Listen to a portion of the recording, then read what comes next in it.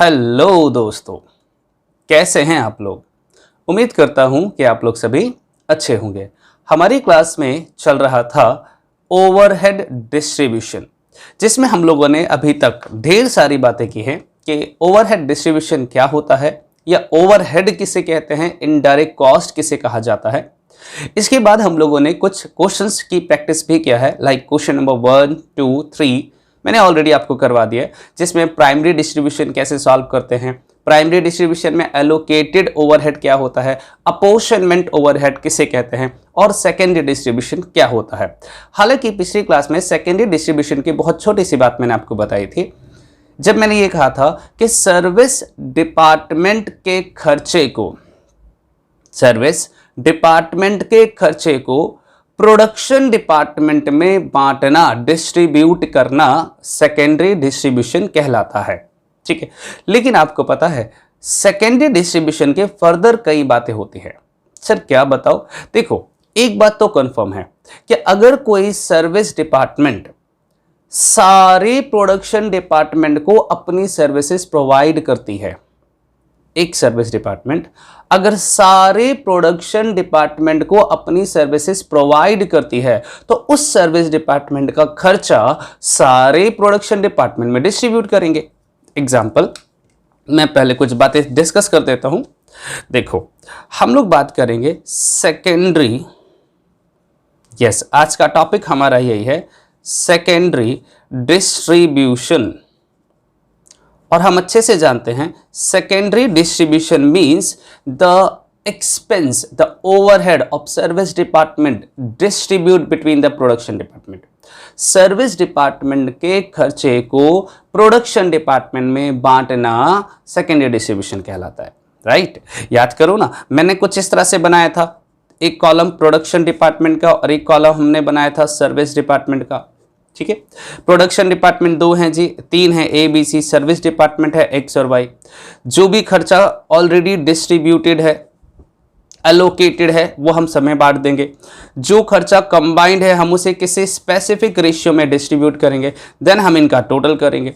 जो भी टोटल आएगा ए का, बी का, सी का, एक्स का और वाई का, ये तो कहलाता है प्राइमरी डिस्ट्रीब्यूशन। इसे क्या नाम देते हैं हम लोग? Primary distribution. सेकेंडरी डिस्ट्रीब्यूशन हमने किसका नाम दिया था कि इस सर्विस डिपार्टमेंट के खर्चे को हम डिस्ट्रीब्यूट करेंगे किसमें? प्रोडक्शन डिपार्टमेंट में, जिस रेशियो में वो बोलेगा, है ना। अभी तक हम लोगों ने जितने भी क्वेश्चंस किए थे वो डायरेक्टली हमें बता देता है कि देखो जी, एक्सपेंस या overhead of service department X is distribute between A B and C in the ratio of 3:1। The overhead of service department Y is distribute between A, B and C in direct wages ratio या in indirect wages, जो भी हमें वो ratio बताता है। लेकिन सच्चाई यह है कि इस तरह से नॉर्मली होता नहीं है। अब ये बताओ, हम लोगों ने अभी तक जितने भी सवाल किए थे उनमें ये डिसाइड किया था, हमने ये मान लिया था कि एक्स डिपार्टमेंट जो है वो सर्विसेज प्रोवाइड करता है ए बी सी तीनों को, इसलिए हमने एक्स के सभी खर्चे को ए बी सी तीनों में डिस्ट्रीब्यूट किया, जो भी रेशियो बताया उसने। वाई डिपार्टमेंट जो है वो भी तीनों ही प्रोडक्शन डिपार्टमेंट को सर्विसेज प्रोवाइड करता है, इसीलिए हम वाई के खर्चे को भी किस में बांट देते हैं? ए बी सी तीनों में, जो भी वो रेशियो बताएगा। लेकिन इन जनरल, इन रियल क्या ऐसा होता होगा? ऐसा हो सकता है ना कि एक्स सर्विस डिपार्टमेंट जो है वो सिर्फ ए और बी को सर्विसेज प्रोवाइड करती है, सी को कहते नहीं भैया हमारा डिपार्टमेंट नहीं है तुम्हारा। इसी तरह से वाई डिपार्टमेंट जो है वो सिर्फ बी और सी को सर्विसेज प्रोवाइड करती है। तो इसका मतलब कि एक्स डिपार्टमेंट का जो भी खर्चा होगा वो सिर्फ एक्स और वाई में, ए और बी में बटेगा, और वाई डिपार्टमेंट का जो भी खर्चा होगा वो किस में बटेगा? बी और सी में। सर्विस डिपार्टमेंट जिस प्रोडक्शन डिपार्टमेंट को अपनी सर्विसेज प्रोवाइड करेगी उसका खर्चा भी तो वही बियर करेगा ना, उसका खर्चा भी तो वही बियर करेगा। सिमिलरली ऐसा भी तो हो सकता है कि ये जो एक्स सर्विस डिपार्टमेंट है वो सर्विसेज प्रोवाइड करती है, सर्विस देती है ए को, बी को, सी को और वाई को। यस, वाई को भी ये सर्विसेज प्रोवाइड करती है। तो अब बताओ एक्स का खर्चा किस में बंटना चाहिए? तो सर एक्स का खर्चा बंटना चाहिए ए, बी, सी और वाई में, क्योंकि ये जिस जिसको सर्विसेज प्रोवाइड करेगी इसका खर्चा भी वही बियर करेंगे। इसी तरह से वाई डिपार्टमेंट जो है वो सर्विसेज प्रोवाइड करती है ए, बी, सी और एक्स को, तो इसका खर्चा कौन बियर करेगा? ए, बी, सी और एक्स चारों करेंगे, है ना। इसी बात को हम लोग डिस्कस करेंगे कहां पर? सेकेंडरी डिस्ट्रीब्यूशन में। ठीक है, क्या होता है सेकेंडरी डिस्ट्रीब्यूशन, कितने तरह के मेथड है हमारे पास सेकेंडरी डिस्ट्रीब्यूशन में, तो आइए हम इसको थोड़ा सा पहले पढ़ लेते हैं, फिर धीरे धीरे समझेंगे, फिर एक छोटा सा सवाल सॉल्व करेंगे। ठीक है, आपको असाइनमेंट जो दिया था मैंने उसमें लिख के दे रखा है, आप चाहो तो देख लो, मैं आपको यहां पर असाइनमेंट भी दिखा देता हूं। ये देखिए सेकेंड पॉइंट हमारा है सेकेंडरी डिस्ट्रीब्यूशन। आपके असाइनमेंट में, आप असाइनमेंट में देख सकते हो क्या लिखा है मैंने यहां पे, मैंने लिखा है secondary distribution of overhead means, secondary distribution means distribution of service department overhead. Secondary distribution का मतलब होता है distribution of service department overhead amongst production department, between production department, production department के बीच में बांटना। ठीक है, there are 3 ways of doing secondary distribution. Secondary distribution करने के हमारे पास कितने तरीके हैं? तो हमारे पास 3 तरीके हैं। पहला when service department does not provide, I repeat, does not provide services to another service department, जब सर्विस डिपार्टमेंट दूसरे सर्विस डिपार्टमेंट को सर्विसेज प्रोवाइड नहीं करती है। जैसे अभी तक हम लोग कर रहे थे कि एक्स सर्विसेज देती है ए बी सी को, वाई को नहीं देती, वाई भी सर्विसेज प्रोवाइड करती है ए बी सी को, मतलब service department does not provide services to another service department. X Y को सर्विस नहीं देती है, वाई एक्स को नहीं देता, ये दोनों ही सर्विस डिपार्टमेंट है, ये दोनों ही सर्विसेज सिर्फ प्रोडक्शन डिपार्टमेंट को ही देती है। तो इसी को वो कह रहा है कि when service department does not provide services to another service department, service department को सर्विस नहीं देती है, प्रोडक्शन को तो देगी ना भाई, प्रोडक्शन डिपार्टमेंट को सर्विस देने के लिए ही तो सर्विस डिपार्टमेंट बनाया गया है। ठीक है, डिपार्टमेंट, इसे हम लोग क्या नाम देंगे? Direct distribution method, direct distribution method. अभी जो हम लोगों ने क्वेश्चन नंबर 1, 2, 3 डिस्कस किया था उनमें यही तो था, एक्स का सारा खर्चा किस में बांट दो जी? ए बी सी में। वाई का सारा खर्चा किस में बांट दो? ए बी सी में, क्योंकि एक्स सर्विस वाई को नहीं देता है, वाई सर्विस एक्स को नहीं देता है ना। X service A B C को दे रहे, वाई भी सर्विस ए बी सी को दे रहे, मतलब सर्विस डिपार्टमेंट। देखो अगर आपको याद हो क्वेश्चन तो यहां देखो उसने क्या कहा था, क्वेश्चन नंबर 1 है ये, है ना, क्या लिखा था? अ portion of expense of department x in the ratio 4:3:2, मतलब ये किसका है? ए का, बी का, सी का, मतलब एक्स डिपार्टमेंट का जो भी खर्चा है वो ए बी सी में बांट दो, और वाई डिपार्टमेंट का खर्चा भी किस में बांट दो? ए बी सी में। मतलब एक्स डिपार्टमेंट जो है वो वाई डिपार्टमेंट को सर्विस नहीं देती है और वाई डिपार्टमेंट एक्स को सर्विस नहीं देती, मतलब सर्विस डिपार्टमेंट आपस में सर्विसेज नहीं देते हैं, वो सिर्फ प्रोडक्शन डिपार्टमेंट को देते हैं। तो इसे हम लोग क्या नाम देते हैं? Direct distribution method, direct distribution method. अभी तक जो हम कर रहे थे वो डायरेक्ट डिस्ट्रीब्यूशन मेथड ही था, इतना टेंशन लेने की जरूरत नहीं, दिमाग पे जोर डालने की जरूरत नहीं है। ठीक है, सेकेंड मेथड है, ये है हमारा आज का topic, when service department provide services to another service department, जब एक सर्विस डिपार्टमेंट दूसरे सर्विस डिपार्टमेंट को सर्विसेज प्रोवाइड करती है। चलिए मतलब देखो ए बी सी एक्स और वाई, जो भी खर्चा आया मैं नहीं जान रहा हूं क्या आ रहा है, कुछ भी खर्चा हो सकता है, ये प्राइमरी डिस्ट्रीब्यूशन कर दिया हम लोगों ने, प्राइमरी डिस्ट्रीब्यूशन। अब मैंने पूछा हाँ भैया एक्स बताओ तुम किसको सर्विस देते हो, तो इसने बोला मैं तो भैया ए बी सी को सर्विसेज देता हूँ, इन्हीं के काम आता हूँ बस, तो मैं इसके खर्चे को ए बी सी में बांट दूंगा। मैंने वाई से पूछा भाई तुम बताओ तुम किसको सर्विस देते हो, तो वाई ने कहा सर मैं भी सिर्फ ए बी सी को सर्विस देता हूं, तो मैं वाई के खर्चे को भी ए बी सी में बांट दूंगा, जो पहला केस था डायरेक्ट डिस्ट्रीब्यूशन मेथड, है ना। दूसरा जो अभी उसने बोला, दूसरा उसने क्या कहा था, when service department provides services to another service department, जब सर्विस डिपार्टमेंट एक सर्विस डिपार्टमेंट दूसरे को भी सर्विसेज प्रोवाइड करती है। अब इसमें फर्दर 2 बातें हो सकती है, एक देखिए, एक ऑन नॉन रेसिप्रोकल बेसिस जिसे स्टेप डिस्ट्रीब्यूशन मेथड कहते हैं, ऑन रेसिप्रोकल बेसिस जिसे सिमल्टेनियस इक्वेशन मेथड भी कहते हैं। मेरे लिए इंपॉर्टेंट वैसे सच बताऊं तो ये वाला है, बाकी पहला केस तो बहुत ही आसान है, इतना दिमाग नहीं लगेगा। और मेरे पास आई डोंट थिंक सो कि एक भी सवाल होगा इस तरह का, मैं बता जरूर देता हूं आपको। Sir on non reciprocal basis क्या होता है, देखिए ना, आराम से समझते हैं। मैंने पूछा एक्स से बताओ तुम किसको सर्विस देते हो, तो इसने कहा मैं ए बी सी को सर्विस देता हूं। मैंने पूछा वाई से तुम किसको सर्विस देते हो, तो इसने कहा मैं ए बी सी और एक्स तीनों को, मतलब ये सर्विस एक्स को भी देता है। तो बताओ सबसे पहले क्या करेंगे, हम सबसे पहले एक्स डिपार्टमेंट के खर्चे को बांट देंगे ए में, बी में, सी में और एक्स में। वाई ने सबसे ज्यादा सर्विसेज प्रोवाइड किया है, किस किस को दिया है, ए को, बी को, सी को और एक्स को, ठीक है। इसके बाद वाई से मैंने पूछा तुम किसको सर्विस देते हो, तो इसने कहा सिर्फ ए बी सी को, तो मैं इसके टोटल खर्चे को हम डिस्ट्रीब्यूट कर देंगे किसमें, ए बी सी में, खत्म हो जाएगा। वाई ने सर्विस दिया एक्स को, ए बी सी और एक्स को, तो वाई के खर्चे को ए बी सी और एक्स में बांट दिया। फिर एक्स ने सर्विस दिया सिर्फ ए बी सी को, तो एक्स का टोटल खर्चा जो भी आया उसे ए बी सी में बांट देंगे। इसे कहते हैं नॉन रेसिप्रोकल। वाई ने एक्स को दिया लेकिन एक्स ने वाई को सर्विस नहीं दिया, तो पहले किसका खर्चा बांटेंगे, कॉमन सेंस लगाओ। अगर मैं पहले एक्स का खर्चा बांट दूंगा ए बी सी में, तो वाई का खर्चा बांटेंगे ए बी सी और एक्स में, तो एक्स के पास फिर खर्चा आ जाएगा, फिर इसके पास अमाउंट आ जाएगा। इसलिए हम पहले किसका बांटेंगे, वाई को। वाई का खर्चा ए बी सी एक्स में बटेगा, इसके बाद एक्स का खर्चा ए बी सी में बांट देंगे, खत्म हो जाएगा। इसमें दिक्कत भी नहीं, इसमें भी प्रॉब्लम नहीं है। प्रॉब्लम किस में है, मैंने एक्स से पूछा तुम किसको सर्विस देते हो, एक्स ने कहा ए बी सी और वाई को।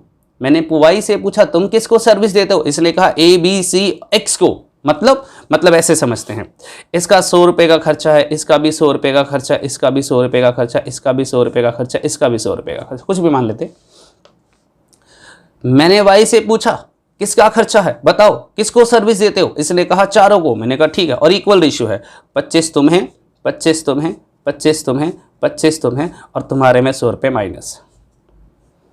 बताओ ये 0 हो गया, खत्म हो गया ना। देखो ये आ गया 125, 125, 125, 125 और ये खत्म। मैंने एक्स से पूछा तुम किसको सर्विस देते हो, इसने कहा मैं देता हूं ए बी सी और वाई को।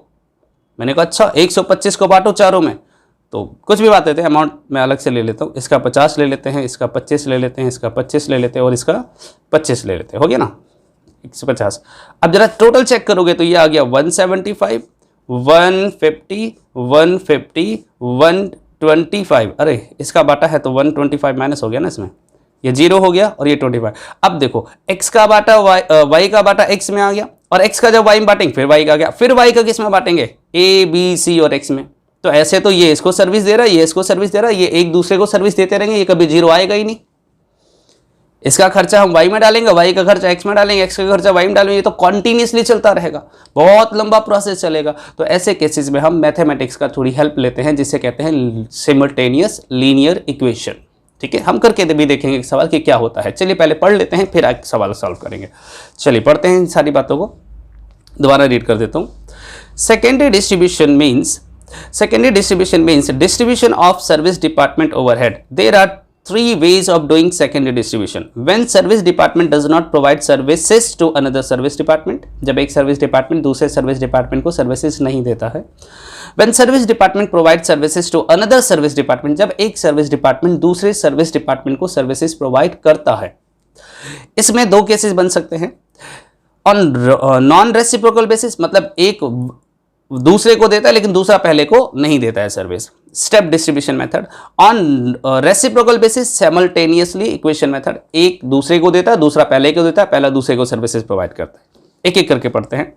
Direct distribution method, under this method, समाज ध्यान से सुनना, यही है प्रैक्टिकल क्वेश्चंस करने का तरीका।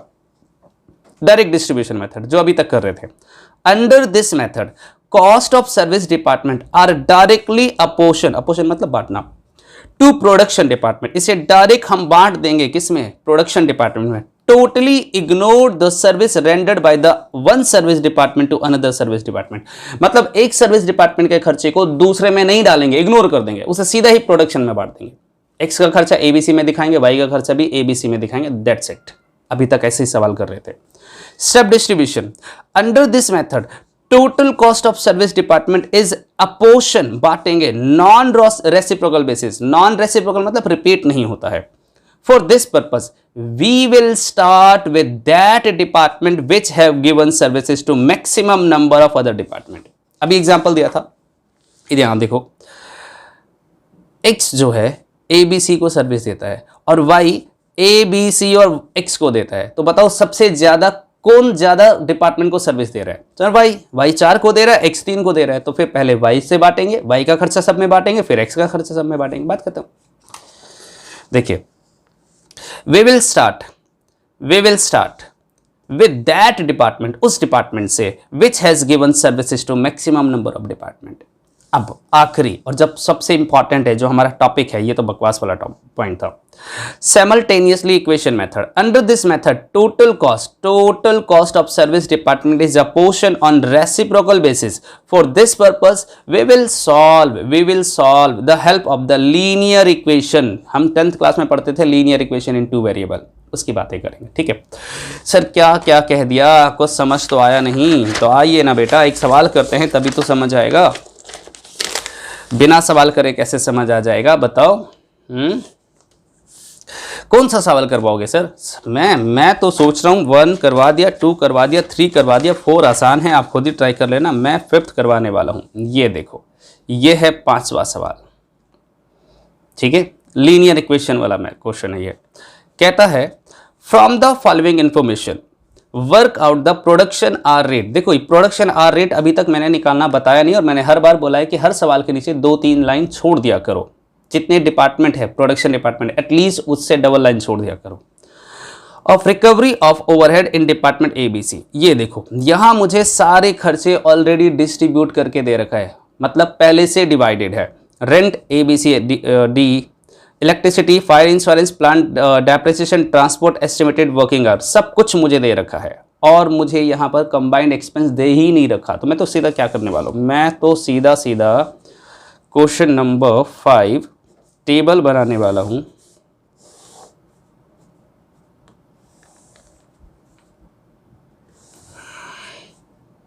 मुझे लगता है आपको टेबल बनाना अब आ गया होगा, है ना? आ गया होगा ना, या अभी भी दिक्कत है? यहाँ लिखेंगे overhead distribution, overhead distribution sheet. यहाँ लिखेंगे पर्टिकुलर, यहाँ लिखेंगे बेसिस, और यहाँ लिखते हैं प्रोडक्शन डिपार्टमेंट, और इसके बाद लिखेंगे सर्विस डिपार्टमेंट। ये सवाल मेरे लिए इसलिए आसान हो गया क्योंकि इसमें मुझे कुछ भी दिमाग नहीं लगाना, सब कुछ ऑलरेडी बांट के दे रखा है। मैं सीधा ही एलोकेटेड लिखूंगा और जिस डिपार्टमेंट का है उस डिपार्टमेंट में ट्रांसफ़र कर दूंगा। डिपार्टमेंट का नाम है ए, बी, सी, डी और ई, ठीक है। सबसे पहले गिवन है रेंट, और क्योंकि ये ऑलरेडी डिवाइडेड है इसलिए मैं लिखूंगा एलोकेटेड। मैं कॉपी कर रहा हूँ बेटा, ध्यान देना, मैं जस्ट कॉपी कर रहा हूँ। रेंट पहले से बटा हुआ है, इलेक्ट्रिसिटी पहले से बटा हुआ है, फायर इंश्योरेंस पहले से बटा हुआ है, सब कुछ बटा हुआ। मैं सीधा कॉपी कर रहा हूँ, आपके पास असाइनमेंट है, आप असाइनमेंट से देख लेना जी। रेंट ए का है 200, बी का है 400 और 150 और 150 और 100। इसके बाद आया इलेक्ट्रिसिटी, और ये भी ऑलरेडी एलोकेटेड है, बटा हुआ है 50, 80, 30, 20 और 20। इसके बाद आया फायर इंश्योरेंस, ये भी ऑलरेडी डिस्ट्रीब्यूटेड है 80, 160, 60, 80, 160, 60, 60 और 40। इसके बाद है डेप्रिसिएशन प्लांट डेप्रिसिएशन ये भी ऑलरेडी एलोकेटेड है, पहले से बटा हुआ है। कितना है जी? 1000, 1500, 1000, 1000, 1500, 1000 एंड 300 और 200। इसके बाद है ट्रांसपोर्टेशन, ये भी ऑलरेडी बटा हुआ है 50, 50, 50, 50, 50, 50, 100 और 150 लीजिए। एस्टिमेटेड वर्किंग आवर हम दिखाएंगे नहीं, वो ओवरहेड रेट निकालने के लिए होता है। आइए हम इसका टोटल करते हैं और इसे क्या नाम देते हैं? Primary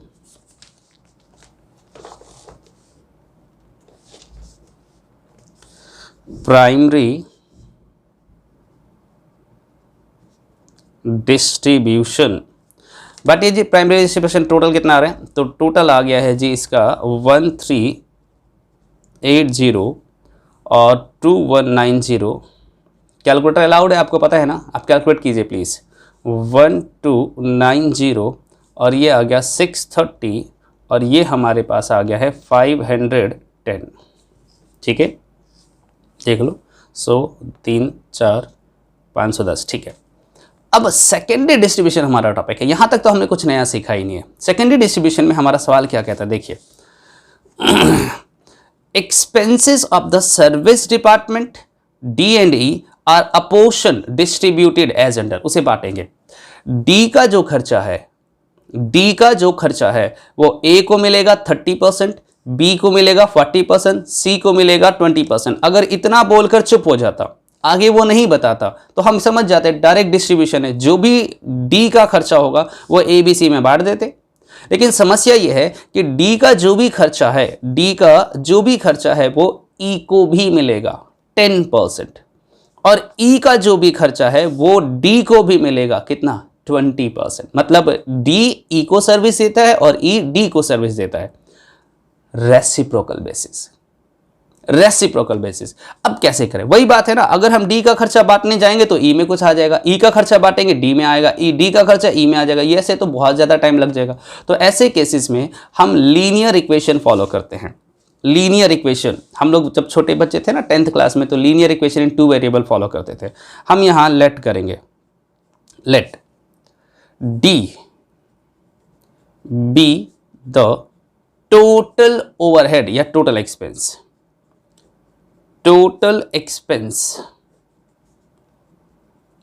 of D, of department D बोल दो। डी मैंने कोई एक वेरिएबल ले लिया। हम लोग बचपन में क्या लेते थे?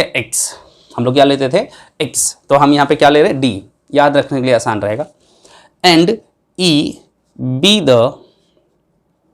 वाई लिख लेना, क्या फर्क पड़ता है? Be the total expense of E. ठीक है, हमने मान लिया D total expense service department D का है और E total expense of service department E का है। अब आप मुझे बताइए डी का टोटल एक्सपेंस कितना है? तो देखो यहां पर डी डिपार्टमेंट का टोटल एक्सपेंस है 630। ये तो है, हम जानते हैं 630 प्लस 630 तो अभी तक का टोटल है ना सर, और ई का भी तो कुछ हिस्सा डी को मिलेगा। देखो कितना मिलेगा ई का? डी को मिलेगा 20%। ई का कितना हिस्सा डी को मिलेगा? 20%। किसका? ई का। तो 20% को हम ऐसे बोल दें 0.2 प्लस 0.2 ऑफ किसका? ई का। डी का टोटल खर्चा है अभी तक 630 और ई डिपार्टमेंट का 20% किसको मिलेगा? डी को। तो 20% ऑफ ई। अब सर ई का आप क्यों लिख रहे हुए? सीधा सीधा लिख दो ना, 510 का 20%। क्यों भाई? फिर डी का खर्चा भी तो ई के पास जाएगा ना 10%। तो ई का खर्चा टोटल कितना हो जाएगा? चेंज हो जाएगा। मैं सीधा सीधा लिख रहा हूं, क्या दिक्कत है? मैं ऐसे लिखूंगा, डी का टोटल खर्चा होगा 630 तो अभी तक है, प्लस 20% ऑफ ई। और ई का टोटल खर्चा होगा कितना है? ई का टोटल खर्चा देखो 510 510 प्लस 10%। 10% देखो सवाल में ई का खर्चा निकाल रहे हैं, तो ई का टोटल खर्चा प्लस 10% किसका? डी का। डी का 10%, तो 10% को मैं लिखूंगा 0.1 ऑफ डी। अब ये बन गया तुम्हारे पास लीनियर इक्वेशन इन 2 वेरिएबल। बचपन में इसको सॉल्व किया करते थे, अभी भी आप इसे सॉल्व कर सकते हो। कैसे सर? मैं ऐसे लिखूंगा d, पहले d लिखा, इसको यहां लेकर आएंगे -0.2e इज इक्वल्स टू 630 और यहां लिखेंगे e पहले से ही है हमारे पास, और ये इधर आके माइनस हो जाएगा तो -0.1d plus e is equals to 510। समझ में आया मेरी बात? ये 0.1d था तो इसको इज इक्वल टू के इधर लेकर आएंगे तो ये माइनस हो जाएगा, e तो पहले से था हमारे पास। अब हम लोग जानते हैं कि 10th क्लास में जब मैथ्स पढ़ते थे तो यहाँ पर हम कोफिशिएंट को इक्वल करते हैं, कोफिशिएंट को इक्वल करते थे। कैसे करते हैं बताओ? सर यहाँ जो नंबर है वही नंबर यहाँ लाना है, या फिर यहाँ जो नंबर है वही नंबर यहाँ लाना है ना? तो कैसे लिखते थे? नीचे वाले कोफिशिएंट को ऊपर से मल्टीप्लाई कर दो 0.1 और ऊपर वाले कोफिशिएंट को नीचे से मल्टीप्लाई कर दो 1, तो ये आ गया 0.1d माइनस, अब 0.2 को 0.1 से मल्टीप्लाई करेंगे तो क्या आएगा? तो सर ये आएगा 0.02e इज इक्वल्स टू 0.1 को 630 से करेंगे तो 63, इसको 1 से करेंगे इसमें कोई चेंज नहीं आएगा। 0.1d plus e is equals to 510। आइए सॉल्व करते हैं। तो ये तो कैंसिल हो गया, ये माइनस का था ये प्लस का था, कट गया। इसको जब माइनस करेंगे 1 माइनस 0.02 तो ये आ जाएगा माइनस, माइनस आएगा प्लस आएगा? जल्दी बताओ, माइनस आएगा प्लस आएगा? साइन चेंज करा हम लोगों ने। सर प्लस का आ रहा है, प्लस का कितना आ रहा है बताओ? 0.98e इज इक्वल्स टू, इसको जोड़ो जरा, इसको बराबर जोड़ो, कितना आ रहा है? 573 ठीक है जी, एक बार चेक कर लेना, ये माइनस का था। अब e इज इक्वल्स टू 573। अब मेरे को कैलकुलेशन तो इतना आता ही नहीं है, आप लोग खुद चेक कर लेना। 0.98 अगर हम e को सॉल्व करके निकालें तो e हमारे पास टोटल आ रहा है 562। एक बार चेक कर लेना बेटा, ये आएगा 562, ठीक है। और अगर मैं e की वैल्यू पुट कर दूं किसी भी इक्वेशन में, जो भी आपका दिल करे, मैं d में पुट कर देता हूं फर्स्ट इक्वेशन में, तो d is equals to 630 plus 0.2 into 562, तो d इज इक्वल्स टू, अब मल्टीप्लाई करना आता है आपको तो फटाफट मल्टीप्लाई कर लीजिए, और d सॉल्व करके आ रहा है मेरे पास तो 472 आ रहा है। आप चेक कर लेना एक बार टोटल, ठीक है। मतलब e का टोटल खर्चा है 562 और d का टोटल खर्चा है 742। अब सीधा सीधा यहां आ जाओ वापस टेबल पे, d का टोटल खर्चा है 742, तो 742 हम यहां से माइनस करेंगे 742 और इसे हम डिस्ट्रीब्यूट कर देंगे किसमें? a b c और e में। कितना कितना? तो ये हमारा असाइनमेंट बताएगा। ये देखो 30%, 40%, 20% और 10%, 30%, 40%, 20% और 10%, ठीक है। चलिए बांटे जरा। 10% तो मुझे पता चल रहा है 74 के अप्रॉक्स आ रहा है, 74.2 है। बाकी मल्टीप्लाई करो आप जल्दी से। हम यहाँ लिखेंगे सेकेंडरी डिस्ट्रीब्यूशन में सर्विस डिपार्टमेंट डी का खर्चा हम बांट रहे हैं वर्किंग नोट के थ्रू, ठीक है, दे रखा है, बांटो। 742 का 30% निकालो तो ये आ रहा है 223। आप कैलकुलेट करो बेटा, कैलकुलेटर निकाल के। इसका निकालेंगे 297 और इसका आ रहा है हमारा 148। अब जरा चेक करो, 223, 297, 148 और 74 का अगर सम करेंगे तो 742 आएगा, ठीक है। और E में कितना माइनस करेंगे? तो E का टोटल खर्चा कितना निकाला हमने? E का टोटल खर्चा निकाला है 562, तो 562 हम E में माइनस करेंगे 562, 82 आ रहा है भाई, एक बार जरा चेक करना, ये कैलकुलेशन हमने गलती करा क्या? 562 है, 584 आएगा ये। एक बार चेक कर लेना बेटा कैलकुलेटर, यहाँ 584 ही अप्लाई करेंगे हम तो ये 72 आएगा, 584 आएगा, 584 यहाँ से माइनस करेंगे और इसे हम डिस्ट्रीब्यूट करेंगे किस में? ए बी सी डी में। किस रेशियो में? 10%, 20%, 50% और 20%। 10%, 20%, 50% और 20%। निकालो जरा, इसका 10% कितना आया 58.4, मैं 58 लिख रहा हूँ। इसका निकालेंगे 20%, 20% कितना आएगा 117, और इसका हम लोग निकालेंगे 50%, 50% आएगा हमारे पास 292, और इसका हम लोग निकाल रहे हैं 20% अगेन तो 112। ठीक है, चलिए अब जरा टोटल करिए। ये डिपार्टमेंट ई का खर्चा हमने डिस्ट्रीब्यूट कर दिया, आइए जरा इनका टोटल करते हैं।